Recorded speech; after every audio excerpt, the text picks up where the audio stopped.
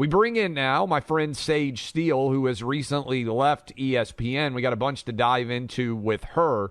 But Sage, let's start there with the idea that Trump, I'm sure you've probably seen that news, that Trump might skip the debate and instead do an interview with Tucker Carlson at the same time. How does that strike you? What do you think of that? I mean, it's just exactly what we should have expected the whole time, right? Especially for it to air at the exact same time. I mean, listen, I think for those of us who follow politics, it would have been fascinating, would have been great TV for him to join. But, I mean, strategically, it's probably really smart. And, oh, by the way, it's August of 23. He's got time for that. It just made me smile when I heard you sharing the news just there, because it's exactly what we should have expected. All right, let's. I bet a lot of our audience will know who you are. Certainly, we've been friends for a long time. But I want for people, because this is obviously a different audience than just a traditional sports audience. Yeah. You have been with ESPN for how long? What is your background? How would you describe yourself to? Let's be a little bit braggadocious here. The biggest audience in all of radio that might not all know you already. Sage, who are you, and what's your background? My favorite thing about you is your humility. I love yes. it. And I started at ESPN in February of 2007. My kids were 11 months old at the time, 11 months, 2 and 4. And now they're 17, 19, and 21. And the older two just got back to college at High Point University in North Carolina for their sophomore and junior years. And my youngest is about to be a senior in high school, and she's celebrating because she's got the house to herself, no arguments about the car with her siblings. And you know what? My kids, my parents, my family, that's what I'm all about. That is what has always driven me, especially over the last couple of years when things have kind of gone in directions that I never could have dreamt of. But, I mean, the background, and I'll just be quick, is, I'm a proud Army brat. My dad is a retired Army colonel. He just turned 77 years old. And the reason I love sports and had this crazy dream of being a sportscaster back in the 80s, I mean, I'm 50, so back in the 80s, when women weren't doing this, it's because my dad and his athleticism and his history, that's what drove me. I was a daddy's girl, still am.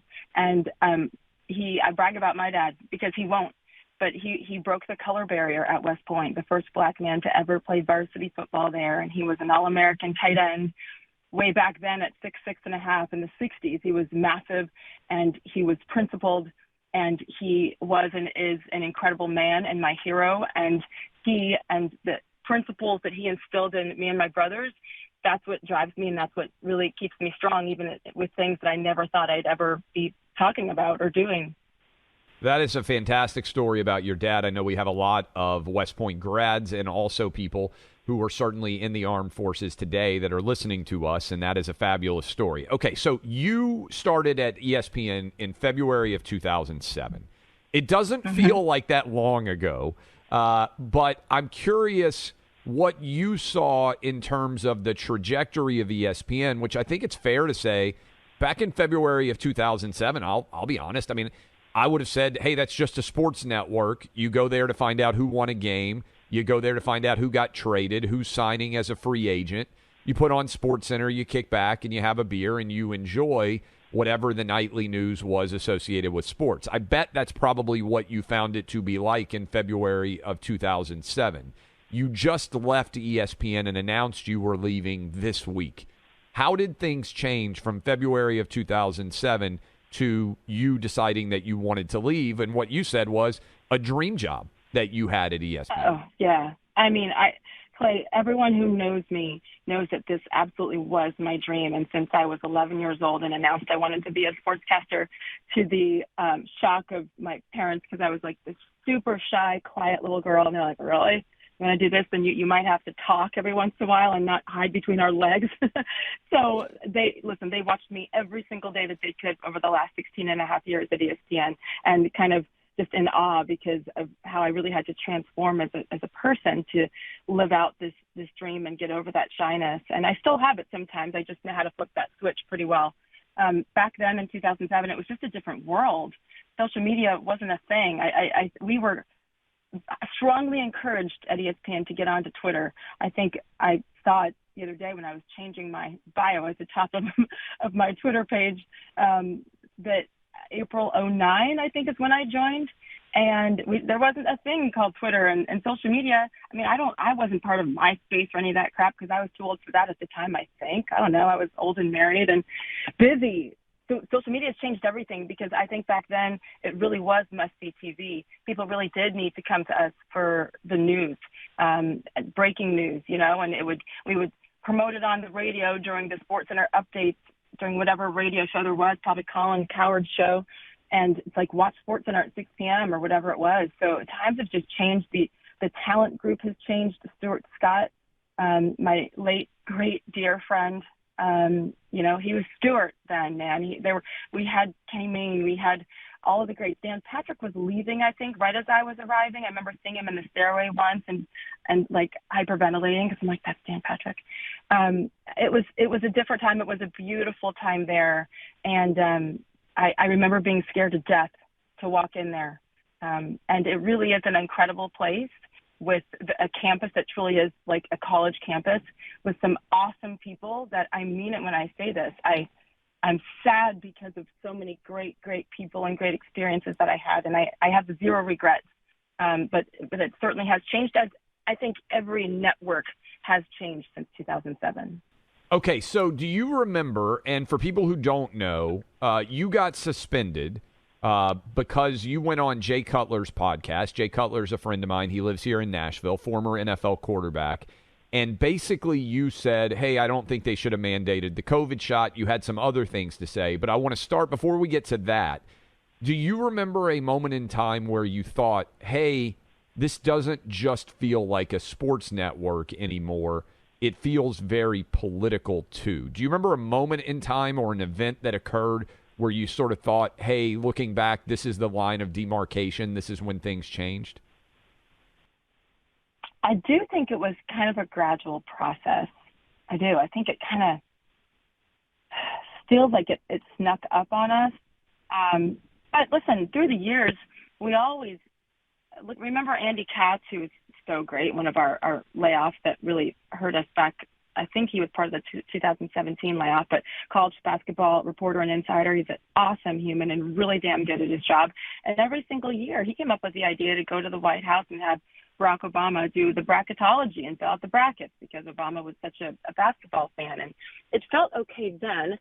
I remember saying, wait a minute, Trump likes sports too. Why aren't we going to the White House, with college football stuff? I don't know. He used to own a football team, right? Or the XFL, like USFL. I really thought, well, why aren't we doing it now? And I remember asking that question and, didn't really get answers. So to me, it felt gradual. I think during the Trump term, things really changed. And again, I know that we aren't the only place. It changed everywhere. But it seemed like that's when it became okay in our country to just outwardly bash the administration. And I get it, and that's what people's rights are, and that's something I will always stand up for. It's just, if you did bash or say something critical during the Obama administration, it was completely unacceptable. Yeah, and it's interesting because, and I want to go to the COVID shot in particular, and I bet you would agree, if someone had come out and said, 100% Disney should mandate the COVID shot, they would have not gotten criticized at all, probably would have gotten praised. You said the opposite, and what was the reaction when you went on that podcast? And then you also said as you mentioned, your dad was, I think, the first black football player at West Point. Your mom is white. You're mixed race, like Barack Obama. You also talked about that. Your experience is just as valid as his experience. And ESPN just basically said, Sage Steele, you can't have the opinions that you shared, even though you shared them out of work. I think it's such a fascinating dynamic of what happened to you. It is fascinating. That's a word to use for sure. That's one that I've used others, but that one works. You're right, and that's what I've said a million times, that if I had said, shame on all these anti-vaxxers, you apparently don't care about your neighbors or your coworkers, and you're going to harm others and kill others and how selfish you are, because that's what was being told to people like me who just questioned it. I was never against the vaccine. I was against the mandate or being forced to take it or anything. I mean, and it's kind of consistent. I hadn't given my kids a flu shot in probably a decade, not because I had really researched flu shots, frankly. It was more because I forgot. I mean, I'm an imperfect mother in more ways than one. They'll tell you that. I forgot. And then I was like, wow, they've gone for several years now and haven't ever gotten sick. So just keep it going if I don't have to put more shots in them. So it really came organically. But to me, I was very apprehensive just from the basic research that I did. Because I didn't go too deep on it. You didn't have to. But to see how quickly it was being forced, the vaccine, and it became political, that's when I was like, wait a minute, this makes me uncomfortable. And I just want to wait. Can I just wait a little bit longer? Give me 6 months to make sure that we totally know the effect of this vaccine, knowing that the FDA usually takes, 6 to 9 years on average to approve vaccines, and this is 6 months. So I had a problem with it, and especially with my kids who, the goalpost kept moving with it, right? First it was kids under 20, don't worry about it. You're fine, you're healthy, you don't have to worry about it. And then the age kept lowering. And I just, the inconsistencies made me question it. And so I waited till that day, the very last day I could have gotten the shot in order to be, to have followed the rules and to be fully vaxxed by the I think it was the September 30th deadline. And I waited till the last second because it's Clay. I didn't want to do it and I wasn't going to do it. And I was going to take a chance and I guess maybe get fired. I didn't know. But at the end of the day, I have 3 kids at the time. One was in college. And, financially, I'm divorced, and financially it's all on me 100%. So I couldn't. And I did what I had to do despite being disgusted with myself for caving, is the way I viewed myself at that point, and giving in to what I believed, especially being forced to do something to my body. So I did what I had to do at that time, and I just prayed that if something came of this vaccine, fine, let it be me. Just don't let it be my kids, which they're not vaccinated. But trust me when I say I didn't take it lightly, and I did. I ran literally from getting the damn shot, ran home to do the podcast with Jay that I almost missed because I was struggling so much with taking the shot itself. And I came on and I had the Band-Aid on my shoulder and I wasn't thinking about it. And just we started talking, and he asked, and I wasn't afraid to answer the question. I complied. I did what I needed to do. And that was the other thing. It's like, wait, I complied. I'm following the rules, and I can have an opinion. Because like you said, if I'd had the other opinion, I probably wouldn't have heard from anybody. Would you have ever believed when you started at ESPN back in February of 2007 that saying men who identify as women shouldn't be women's champions would be considered a controversial opinion to have anywhere, but much less at a sports network? And for you and Sam Ponder in particular to be called bigots by other women who work at ESPN for having that opinion, what does that say about the perspective of ESPN when you get suspended for questioning the COVID shot and other coworkers can call you a bigot for not believing that men who pretend to be women should be women's champions and nothing at all happens to them? Well, there's a couple of different topics there. With the transgender, I wouldn't have believed it 2 years ago, much less in 2007. I still can't believe it, and that's why I really won't even bother. I'm happy to have discussions and conversations. Actually, that to me is what is missing in this country right now, is people are either afraid or unwilling to have conversations about important topics.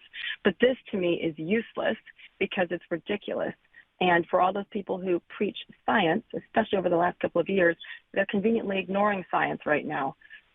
So this is just a ridiculous topic to me. And I knew that when I tweeted about it, that it would, not be appreciated by some, but you get to the point where you cannot stay silent. For me, I couldn't stay silent anymore, especially about something that is so important. I have been on record for years not obviously just as a woman in a man's world, but as a woman fighting for other women and young women, especially a mother with 2 daughters and a son who I want to, really raise as a man and to respect women. And women are equal, and we can do the same things you can as far as, what we are worth, what we can do professionally, so many things. And so to have this as a thing, again, I used to host the ESPNW Summit, which I was so proud of for the first 10 years, 11 years of its existence. And on that stage, all I would do was help uplift women, and let's have these conversations. And why are we making less here or there? Why are we doing fewer women's highlights in certain parts of our network? Like, let's be equal. And so for all of those women to be silent right now, I'm like, where are you? Where are you, ladies? Which one is it? Either you support women as a whole or you don't, and you can't pick or choose. I think the funniest part to me, and it really made me laugh, is when Megan Rapinoe called me out, as well as Martina Navratilova and Dave Chappelle. And I was like, that's awesome company. I love Chappelle. As far as our opinions on men playing women's sports, and that by standing up for women, that I'm promoting violence against the transgender community. I just can't. That's why I don't even bother responding to some of that, because it's not worth it. So I'm sad where we are. I'm grateful that my girls are no longer really playing competitive sports, because I would be a nuisance to these people. Clay Travis, Buck Sexton Show. Appreciate Sage Steele hanging with us. And I wanted to hit this because I know you told Megyn Kelly this, but I just saw you share it. And I do think it's an important message for a lot of people out there. As you talked about it with us earlier, your dad is black. He was one of the first, if not the first, football player at West Point for Army. You tweeted this: "For years, I've been called a sellout because I identify as biracial, or that I'm, quote, not black enough. For all those biracial kids out there, I pray you don't wait as long as I did to realize that you don't have to accept that hypocritical BS. You are perfect the way you are, and please don't let anyone tell you otherwise." There are a lot of kids out there of all different backgrounds. I just want to give you an opportunity. That's incredibly well said, but it feels like, and you can tell me if I'm wrong or not, that inside of ESPN, and I think this is happening all over the country in many different organizations, that identity politics requires people to say, oh, I'm on this team, oh, I'm on that team. Did you feel like you were being judged for not being, quote, black enough by some employees who were black at ESPN? I have felt that way for years, regardless of where I've been or where I've worked. But it's pretty well documented that I was treated differently because I'm literally, quote, not black enough. There's a history about it. I know you all have written about it at Outkick in the past. I will say one thing about that tweet. I should have changed it. I should have been more aware of my wording, because someone on Twitter pointed out to me that I shouldn't use the word I identify as biracial, because I am biracial, period. That's who I am. My mother's half white, my mother's half Irish, half Italian, white, fiery, like the most beautiful woman you'll ever meet. Get out of her way too, she will take you out. And my dad is black, and I am biracial. So it's not even an identity, right? With all the identity stuff we've been talking about in this country lately. So I need to be more aware and more specific. I could not be more proud of who I am. I mean, it goes back to when I was a little girl. The difference, as I told Megan, is that in the military, it truly is the most diverse, beautiful upbringing, I think, for a kid. And granted, I lived in all over the world. By the time I was 11, I lived in 4 countries. I didn't really have a home. I still don't know where home is. It's certainly not going to be Connecticut forever. But I didn't have that. But what I had is an incredible family unit, no matter where we were in the world, that said, you are beautiful the way you are, and we are Steeles, and we are good, and we are together. And it also is very sheltered, though, because the military is so diverse. So I didn't experience this negativity and this hatred until I left that, and late high school, early college is when I really started to feel it and really felt like I was different. So I was really sheltered, I guess, and maybe I'm late to the party, but I'm grateful for that upbringing. It was awesome, as well as just loving our country, period, especially while living in other countries. Did I feel it amongst my peers at ESPN? 1,000%. And I think that that's what really breaks my heart, because, you know, it comes from the same people who preach about diversity and tolerance and acceptance and inclusion. But what they're doing to their own, quite often, not all, just a very loud vocal minority, is exactly what they're preaching against. And that is why I had to say a couple of years ago, like, enough is enough. You can't preach one thing and practice another. The problem is everybody's been allowed to, because if you call someone on it, then you are racist, and including if that's me. And I've been told that I'm a racist. And the names on Twitter, I told Megan yesterday, I mean, it's amazing the hatred that has come, and people threatening my life, my kids' lives. You know, one time, Clay, my mother, after one of the, you know, instances, was on my Instagram, and she called me and she's crying, and she's a hard ass. Trust me, my mom doesn't cry, but she was crying, and she's like, "Babe, please go through and delete all those." I mean, there were thousands of hateful comments wishing me harm, amongst other things. And she said, "Just delete them." And in that moment, I was going to go do it, because I don't want my mom to hurt. As a mother, I can't imagine what that would feel like.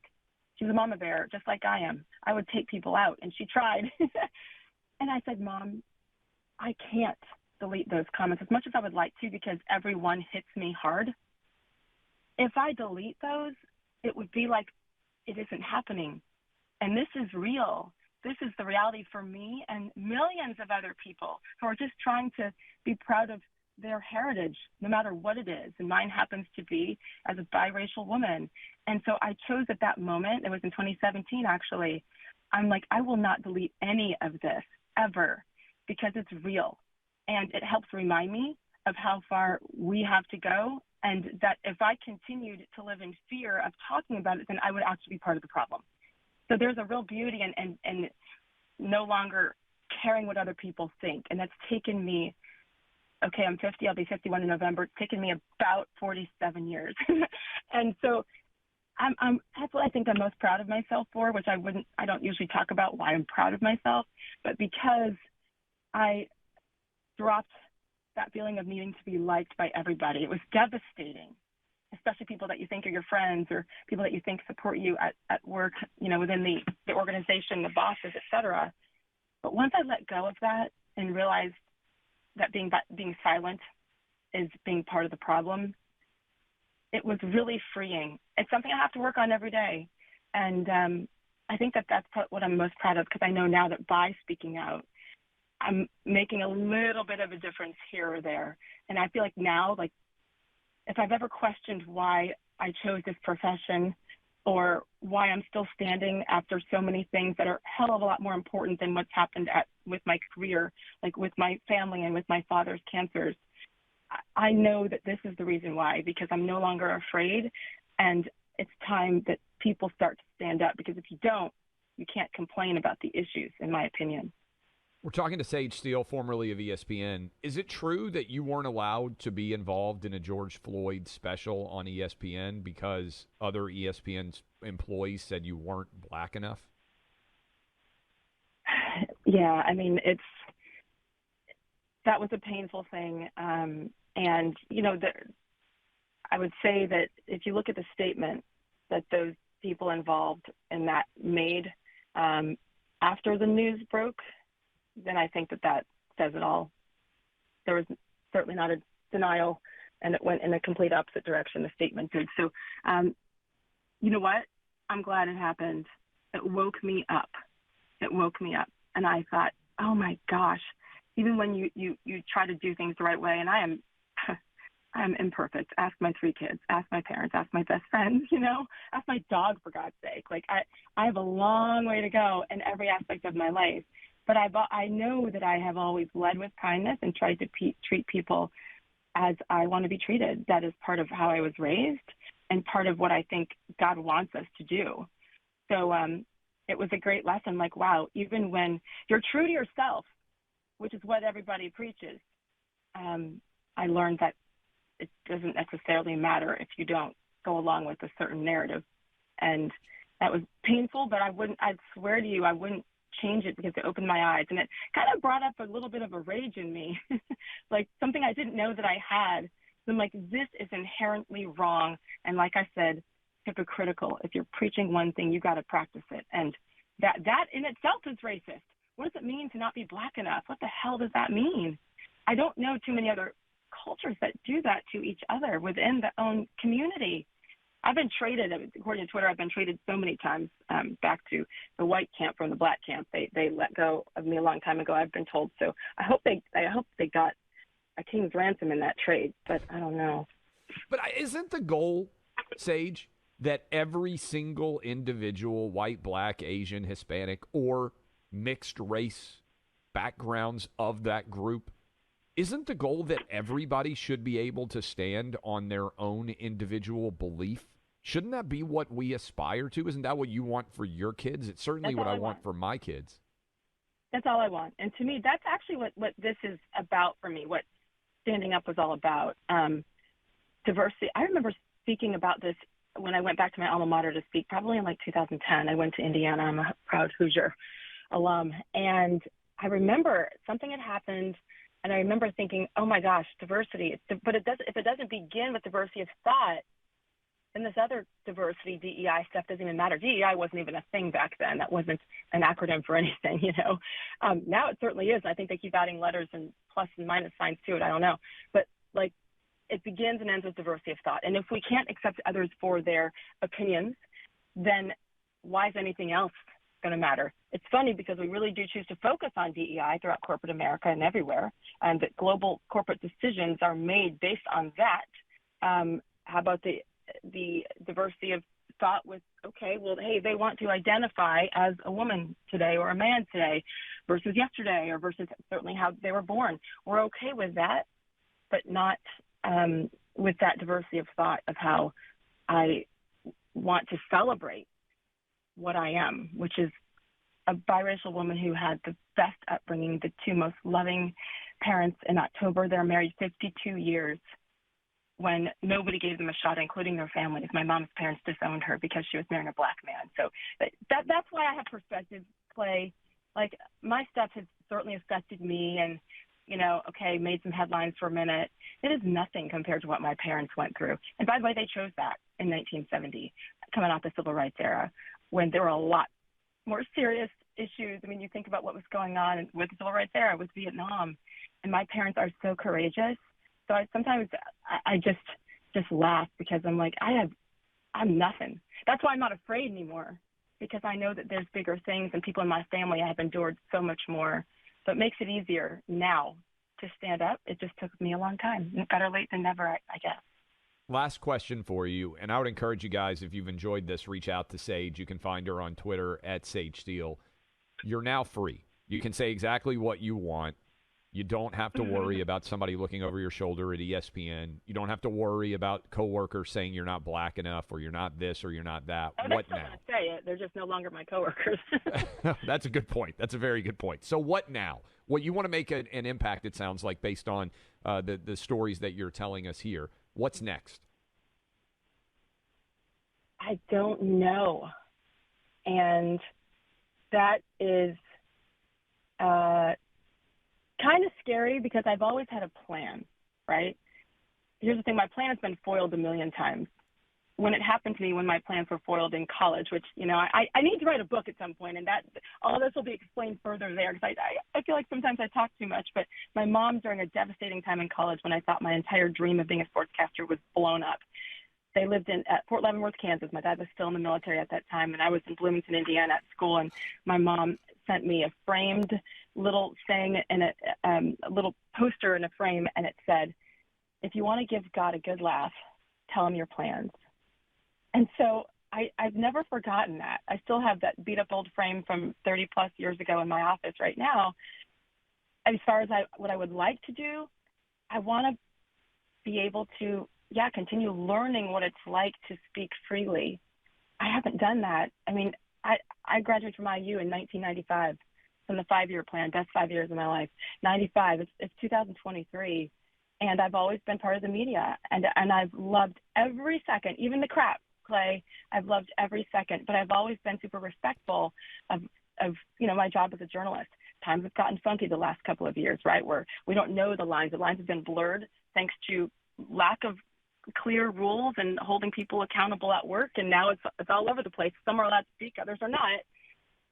I just want to be able to have conversations about this kind of stuff, because every time I do, I've realized that the more vulnerable I am in sharing things that are very personal and scary and make me emotional, like I was on Megan yesterday, every time I do it, I realize it does help somebody who doesn't have a platform but maybe hasn't heard anybody speak openly about being told that they're not Black enough. And so if I can continue to talk about it, then for those other biracial kids who are being told to change, maybe I can help them, and maybe I can help them not take as long to have the courage to stand up, even when you know you're going to get crushed and your friendships are going to end. And I have to use friendship in air quotes now, because true friends support you. Do you know how many friends I have that think similarly to me as far as some of our politics or just overall cultural issues? Probably 2%. But my real friends don't care about that, because it's about human beings, not about who I vote for. And I'll end on this. I remember being in a high school civics class and coming home to my parents in 1988 and during the election. And I'm like, so who are you guys going to vote for? I really wanted to know, because we've been studying the candidates. And my mom looked at me. She's like, none of your business. I'm like, what? What do you mean? I want to talk about it. She's like, we can talk about it, but it is none of your business, because I want you to go determine. I think we might have lost Sage there, right there, but I think what she was going to say, man, she was so great. I think what she was going to say is, I want you to determine what you believe, which is what every parent should want every kid in all of America and around the world to be able to do for themselves. And if you do that, if you raise your kids right, that's what will happen.